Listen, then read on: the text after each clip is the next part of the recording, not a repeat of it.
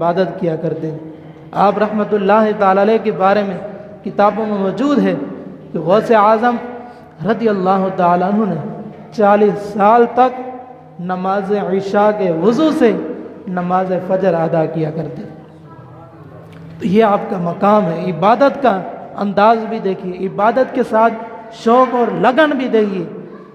کہ پیر بن گئے اس کا مطلب یہ نہیں ہے کہ آپ کو نمازیں معاف ہیں، بلکہ وہ دیگر لوگوں سے زیادہ عبادت کرتے ہیں۔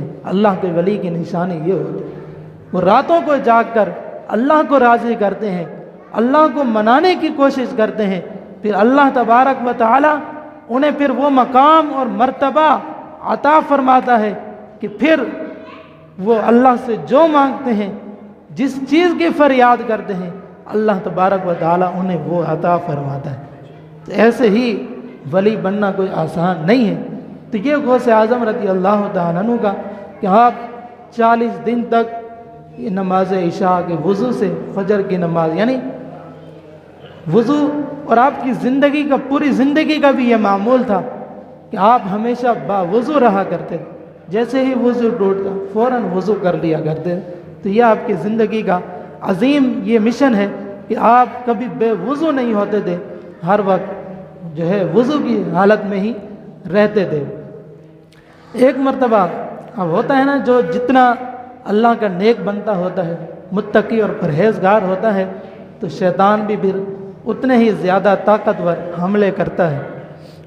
تو غوث اعظم رضی اللہ تعالیٰ عنہ کے پاس ایک دن شیطان حاضر ہوا اور غوث اعظم کو کہنے لگا، یا عبد القادر، اے عبد القادر، تم نے اللہ کی اتنی عبادت کی ہے، راتوں کو جاگتے ہو، ساری رات عبادتیں کرتے ہو، کبھی تو ایک ٹانگ پر کھڑے ہو کے اللہ کی عبادت کرتے ہو، اور یہ کیا کم ہے کہ ساری رات سارے لوگ سوتے ہیں اور آپ ہو کہ ساری رات اللہ کی عبادت کرتے ہو؟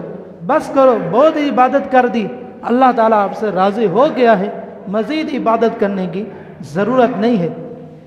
تو اگر صرف کوئی عابد ہی ہوتا تو اپنی عبادت پر فخر کرتا اور اس کی باتوں میں اور اس کے وسوسے میں آ جاتا۔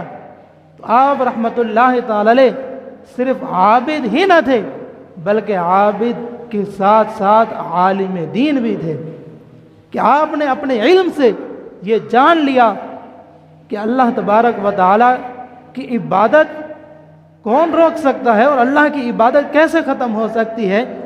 حضور کے بارے میں کبھی یہ نہیں آیا، اللہ تبارک و تعالی نے کبھی حضور کو یہ نہیں فرمایا کہ آپ کو اب عبادت کی ضرورت نہیں ہے۔ مجھے لگتا ہے یہ شیطان مردود ہے جو مجھ سے وسوسہ اور مجھے ورگلانے کے لیے آیا ہے۔ آپ رحمت اللہ تعالی نے فرمایا، جا مردود ملعون، مجھے لگتا ہے تو شیطان ہی ہے جو مجھے ورگلانا اور وسوسے ڈالنا چاہ رہا ہے۔ تو آپ نے اسے فوراً دور کر دیا اور اس پر لعنت بھیجی۔ تو شیطان سمجھ گیا اور کہا کہ یہاں پر بھی ناکام ہو گیا ہوں، یہ تو اللہ کے ولی ہیں اور عالم دین بھی ہیں، تو یہاں میرا وار نہیں چلا، اب وہ دوسرے روپ میں آتا ہے۔ اب وہ روپ کوئی اور تھا، اب دیگر دوسرے روپ میں آتا ہے اور دوسرا وار کرتا ہے اس سے بھی بڑھ کر، اور کہتا ہے، اے غوث اعظم، میں نے اللہ کے تقریباً 300 اللہ کے جو ولی تھے، اولیاء تھے، میں نے اسی طرح وار کیا، انہیں ورگلایا اور انہیں اللہ کی ولایت سے جو ہے انہیں دور کیا، انہیں تکبر دلایا، وسوسے میں میرے جال میں پھنس گئے، لیکن آپ ہو کہ آپ میرے وسوسے میں نہیں آئے، میرے وار میں نہیں آئے۔ کیا وجہ ہے؟ آپ کو آپ کے علم نے بچا لیا ہے، لگتا ہے آپ کو آپ کے علم نے بچا لیا ہے۔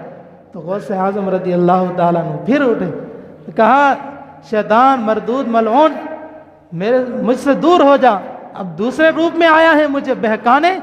تو کہا، نہیں، مجھے میرے علم نے نہیں، مجھے میرے اللہ نے بچایا۔ یعنی تکبر پیدا کرنا چاہ رہا تھا۔ اگر وہ کہتے معاذ اللہ کہ ہاں مجھے میرے علم نے بچایا تو یہ تکبر ہو جاتا۔ تو اللہ کا فضل اور کرم ہوتا ہے، علم بھی تو اللہ نے ہی دیا ہے، یہ مقام بھی اللہ نے ہی دیا ہے، سب کچھ اللہ ہی کا عطا کرتا ہے۔ تو غوث اعظم رحمۃ اللہ تعالیٰ نے آپ نے فرمایا شیطان مردود ملعون دور ہو جا، مجھے میرے علم نے نہیں، مجھے میرے اللہ کے فضل نے بچایا۔ تو وہ پھر وہاں سے دور بھاگتا ہے اور ملعون اور مردود لوٹ جاتا ہے۔ تو یہ غوث اعظم رضی اللہ تعالیٰ عنہ